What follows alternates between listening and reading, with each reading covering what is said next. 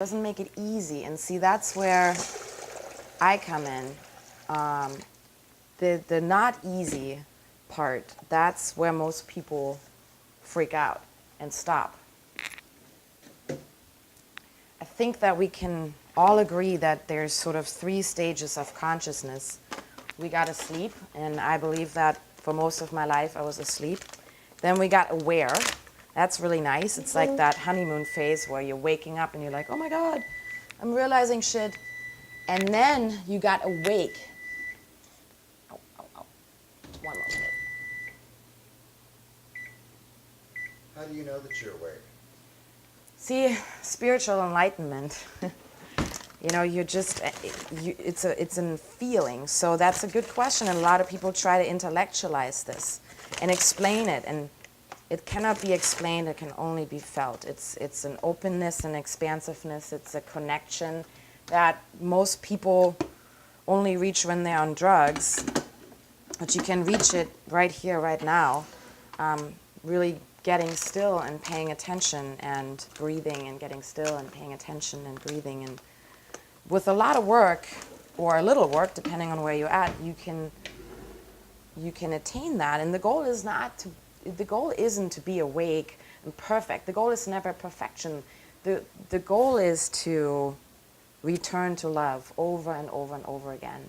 We live in a world that is full of fear. You know, you put the morning news on, the first thing is like, here's what you need to be scared of. And the second thing is like, and this is who we need to get after. Brené Brown talks about this a lot. I love her stuff.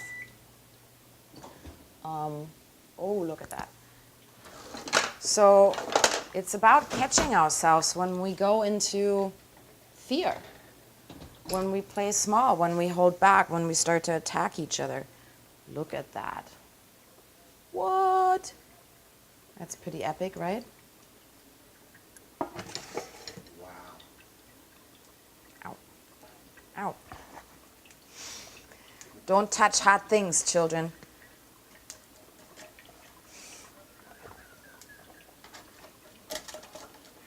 See, but before I forget, with all this spirituality and all these concepts and talking about suffering and pain and, you know, and that people really, including myself, are experiencing gut-wrenching things, we got to remember that we're spiritual beings having a human experience, and we got to remember to laugh and to be lighthearted, not to be aloof, but to really get it that none of this is permanent.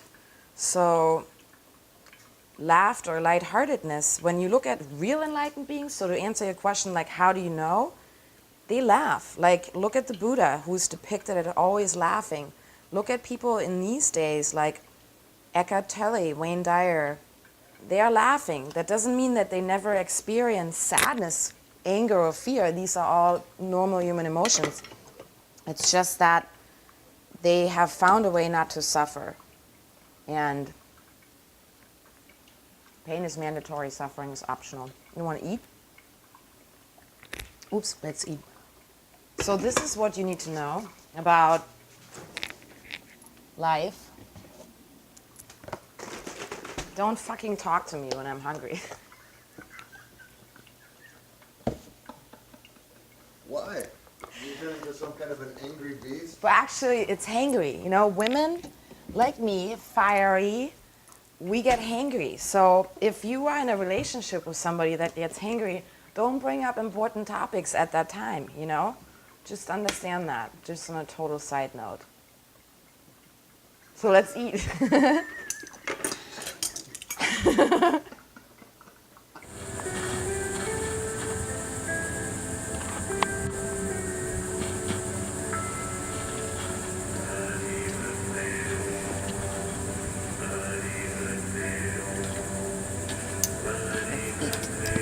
See, now I do have to address real quick why I say fuck yeah so much.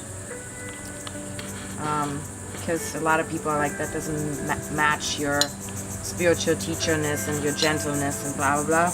And I agree on some level. However, when when there's something happening, that place of enlightenment or whatever, where I just really feel super connected to spirit, source, universe, whatever you want to call it, or somebody else remembers that, I just feel so much love and gratitude that I just want to go like, fuck yeah! So that's what that is about for me. It has nothing to do with the typical association. And I still haven't figured out whether or not I want to keep that rolling. But it's just part of who I am, so you might as well get used to it if you're listening to my stuff. God. Fuck yeah.